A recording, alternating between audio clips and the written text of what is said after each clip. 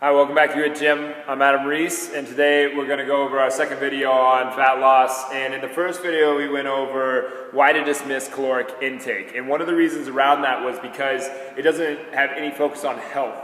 Okay, and what we're going to go over today is food type, which definitely has a more kind of a healthy approach to nutrition. One thing to keep in mind when we're going through this is that try not to think from extremes, okay? So in the industry right now, we have a lot of extremists. We have the vegans that are clear over here on this side that are saying eat fruits and vegetables and grains and avoid animal products. And we have the meat eaters over here that are basically saying just like, just eat chicken. And then we also have the juicers who are saying let's go on a liquid calorie diet. And these are all extremes. And I've said this on here before, but the answers very rarely lie in the extremes. Most of the time, they're going to be somewhere in the middle of those spectrums, okay? So when we're going over food type, okay, and food type is extremely effective for fat loss. Most of the time when you introduce food type to people, all of a sudden and they actually adhere to the advice that you're giving them, weight just falls off of them, okay? So we're not necessarily talking about the person who's going for their 8-pack for a competition here. We're talking about the person who's just starting the fat loss game.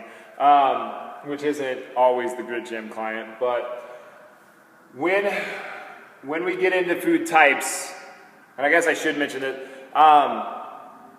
before we get into food types, I think it's important to remember to also remember that everybody's body is going to react differently. Okay, so I'm 6'4", 230 pounds. If you had a 5'8", 230 pound guy in here, he's going to react to food quite a bit different than how I react to food. Part of the reason that we're all shaped the way we are is because of the reactions that our genetics had to the food that we've eaten throughout the course of our life. So meal to meal, day to day, throughout life as we've gone along. So that's part of the reason we're shaped the way we are.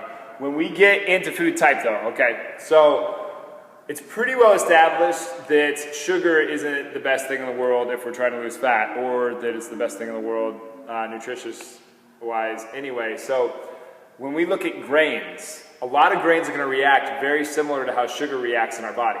Okay, it's going to have a high glycemic index, okay? So it's going to give us that sugar rush, and we're going to end up putting insulin into our blood to pull the sugar out, and then we're going to store that as fat much more readily, okay? So we want a little bit less grains, okay? Grains are going to be very calorically dense, and most of our grains are very acidic also, which isn't exactly the healthiest thing in the world either. Grains would be things like wheat, so flour, corn would be a grain, millet, barley, rye, amaranth, rice would be a grain. These would all be grains. So these are the kind of things that we want to avoid. So basically we want to avoid rice, pasta, tortillas, pizza, bread, a lot of the things that are kind of mainstays in the American diet we kind of want to avoid.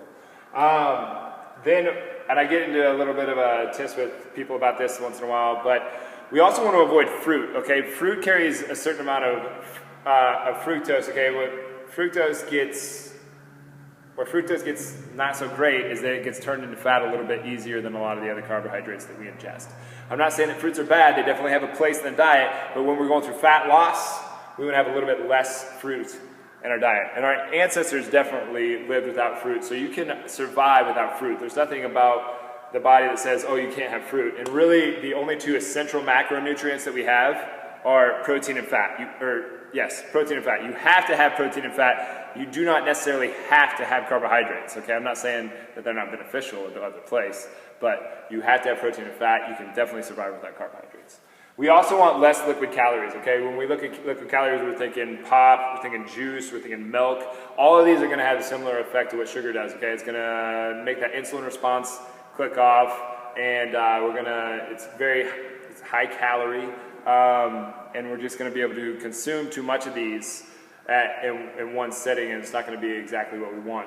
Okay, we also want to look at what we should be eating more of, because at the beginning of a diet, and this kind of touches on the last topic that we'll talk about, and it's the real reason why everybody's fat, but when we're first starting out, On the fat loss game, we want to start adding things rather than subtracting things. It's a little bit easier to add things. Okay, so start eating more vegetables, okay? Vegetables are high fiber. They're a great carbohydrate source. A lot of people don't think of vegetables as a carbohydrate source, but they definitely are, okay?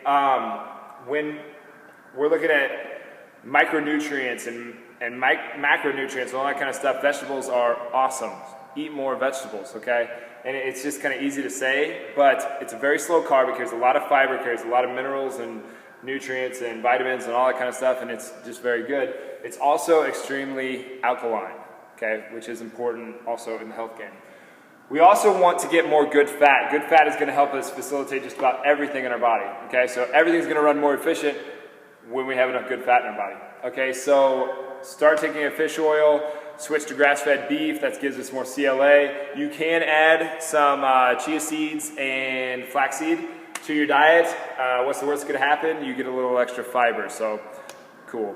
And on the subject of fiber, we definitely do want more fiber. And another way that we can get a good carbohydrate source is through legumes. So things like beans are going to be a very good carbohydrate source.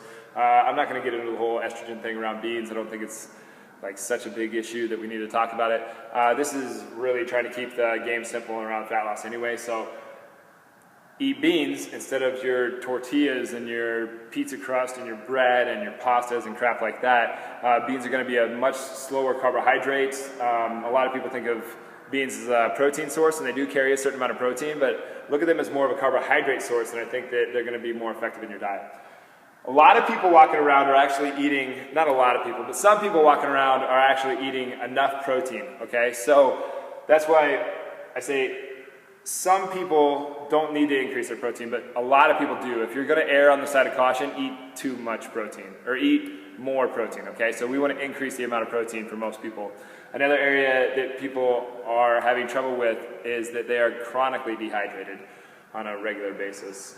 So what happens when you're dehydrated? Your kidneys don't work how they should, okay? And if your kidney doesn't work like it should, your liver tries to take over for your kidney. Your liver has a very important function in your body. Actually, you'd die pretty quickly if you didn't have your liver, and it wouldn't be a very pretty death, but your liver facilitates all the fat that's running through your body, okay? It also filters a lot of what is coming through your body. When we have toxins that come into our body, we store them in our fat, okay?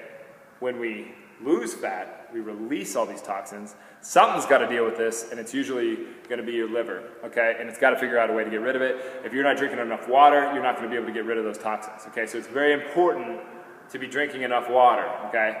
Just drinking water can actually lead to a certain amount of fat loss as well. So if we're just making this extremely simple, less grains, less fruit, less liquid calories, more vegetables, more protein, more fiber, okay? More water, more good fats, and you're going to see that just by changing a few things around food type, it's going to have a huge dramatic effect on fat loss just from these few little changes. The effort to change them is the real kicker, and we'll get into more of that with future videos.